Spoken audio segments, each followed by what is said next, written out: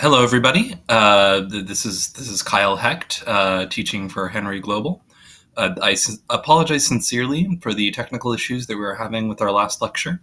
Um, until we can get these issues sorted out, I will be recording our lectures for you in this format. But before we jump in, just to sum up the work that we've done to date. So this is a very short syllabus for the course that we'll be working with. Please ignore the word draft. It is the same syllabus that I've given you, just minus some details, such as the Barron's chapter sections, etc.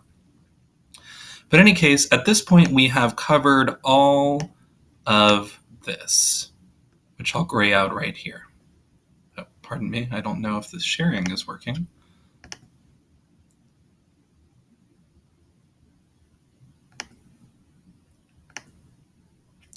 There.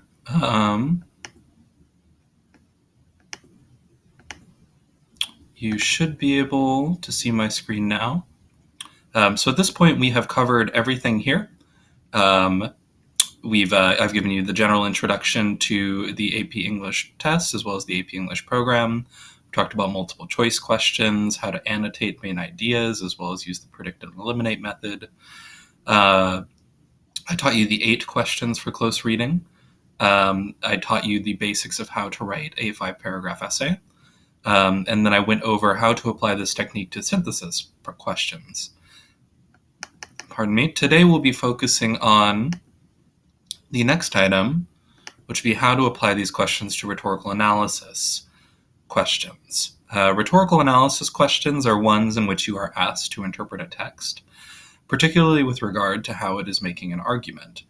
In this regard, you will be applying skills from the multiple choice question section. These skills include the questions for close reading, as well as the annotation of main ideas. You're going to want to read the text that you need to analyze rather closely, taking notes on its main ideas, and especially making note of anything that you think would be useful for you as evidence in your essay. In rhetorical analysis essays, the primary form of evidence that you will be using are quotes from the passage. So as you're reading the passage, as you're coming to understand it deeply, and particularly as you're coming to see different techniques that the author is using in order to make their argument, I encourage you to to be taking notes on these things, and to be asking questions about them at a deeper level. And I will show you now how to pull all that together. And it goes without saying that the other set of skills that you will need are the skills regarding writing a 5-paragraph essay. So today we'll be touching on all four of these things as we discuss rhetorical analysis questions. Everything interconnects. So first off, we have this document here, the AP English Language and Composition free response questions from 2001. This includes my notes from the first time we went over it, how to write a 5-paragraph essay. Just to go over this again really quickly.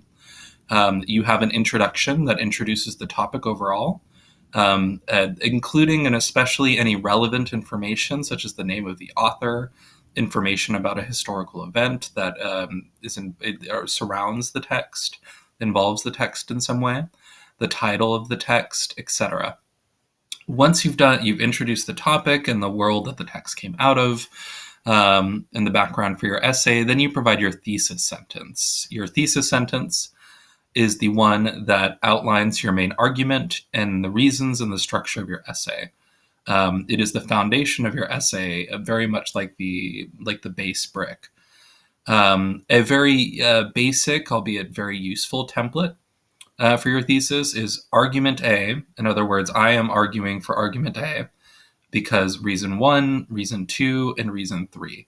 Reason 1, reason 2, and reason 3 would be the different reasons for why you argue your argument. They would also be each of your body paragraphs in order. So reason 1 would be body paragraph 1, reason 2 would be body paragraph 2, reason 3 would be body paragraph 3.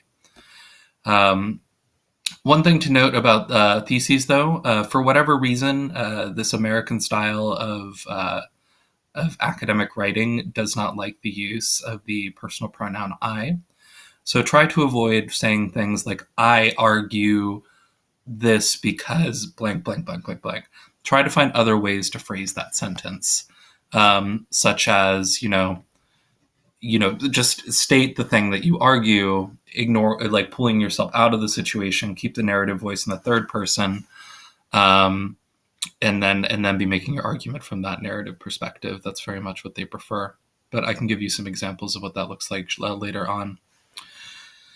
For the body paragraphs, as I mentioned, each one is about a reason that's outlined in your thesis. So what's nice is that this means that the structure is already laid out. I encourage you to include counter arguments in your body paragraphs. So every time you bring up a reason, think about what somebody would say against your reason and then argue against them. So that way you're showing that your reason is strong enough to stand up to any sort of opposition that you can think of. It also demonstrates that you've taken the time to think through the opposition. You can do it that way, or if you prefer, you can also put the counter arguments in a sixth body paragraph if you would like. I prefer to sneak them into body paragraphs 1, 2, and 3. In any case, as we've discussed before, and I will discuss later today, the most important things in these essays is how you mobilize your evidence. So for the rhetorical analysis essay, again, these would be quotes from the source passage. Make sure that whatever quotes you're bringing into your essay to prove a reason, also prove your argument. In other words, it's very clear why you're bringing a particular piece of information into your essay, and how it all connects back to your thesis sentence. This is something that your readers will absolutely be looking for. It is 2/3 of your score for each of these essays, so I can't emphasize enough how much the evidence is important. But all that aside, body paragraphs 1, 2, and 3 follow very much the same structure. The only thing that will be different about them are the reasons that you're bringing up and the evidence that you're bringing up to support those reasons and support your argument. Your conclusion is going to sum up your essay, which does not mean just say your thesis sentence again. Try to describe in your own words or in different words what has happened up to this point in your essay. At this point, you've introduced a topic of debate. You've made an argument and you've backed up your argument by making 3 reasons, along the way disproving several counter arguments is basically what you've done. Find some way to voice that sounds like you. But the big thing that I want your conclusions to do is I want you to provide a new reflection on why this is interesting and important. And what this means is, don't have a conclusion that's along the lines of, in conclusion, I was right, the end. You want something that says, like, in conclusion, my argument A is true because of reasons 1, 2, and 3, which inspires us to, think more deeply about, X, Y, Z. You want to open it up. As I tried to explain in the last lecture with a hand motion, but it may not have been clear, you can think of this kind of essay writing as an hourglass. So it gets really broad in the beginning, really narrow and focused in the middle, and then broad again. And what I mean by broad is it connects with a lot of topics. And in that middle, in the body, it'll just be a specific set of topics. Your reasons for your argument, in other words. But yes, in any case, I apologize for how repetitive this is, but I guarantee you that I will go over this again in my next class, just because it is so fundamental to the work that you'll be doing, not only on this AP test, but on any AP test that requires that you write an essay.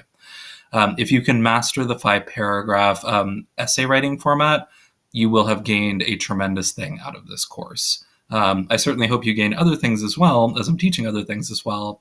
but definitely take the time to know this well. Anything that I repeat for you, I do because it's very important that you understand it. But yes, in any case, I'm just going to double check that everything is recording correctly. It seems to be. Although I'm going to pause the video at this point and then restart before we dive into the actual free response questions, just to test everything is okay. See you soon.